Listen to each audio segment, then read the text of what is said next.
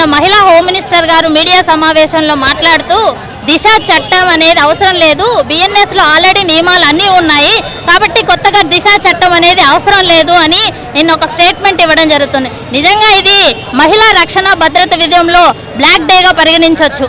ఎందుకంటే దిశ చట్టాన్ని జగన్మోహన్ రెడ్డి గారు ప్రభుత్వంలో ప్రవేశపెట్టిందే మహిళలకి రక్షణ భద్రత కల్పించాలని ఒక మంచి ఉద్దేశంతో 0 FIRతో త్వరితగతిన ఎవరైతే బాధితుల్ని శిక్షించాలో వారి కోసం అండగా నిలబడటానికి కోసంగా దిశ చట్టాన్ని తీసుకొని వస్తే కూటమి ప్రభుత్వం అధికారంలోకి వచ్చిన తర్వాత మహిళ ప్రాణానికి రక్షణ కరువైంది.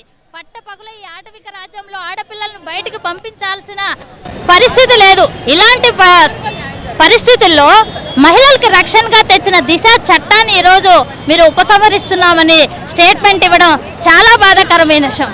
నేను హోంమంత్రి గారిని ఒకటే అడుగుతున్నాను, అవినీతికి పెట్ ప్రాజెక్ట్ లాంటి అమరావతికి చట్టబద్ధత కల్పించడానికి ఆగమేఘాల మీద ఇటు అసెంబ్లీలో కానీ పార్లమెంటులో కానీ బిల్లులు ప్రవేశపెట్టారే, మరి మహిళా ప్రాణ రక్షణకి బాధ్యత కల్పించే దిశ బిల్లులు మాత్రం చట్టబద్ధత కల్పించడానికి మీకు ఎందుకు ఆలోచన రావట్లేదు? ఈరోజు దాన్ని ఉపసంహరిస్తున్నామని చెప్తున్నారు.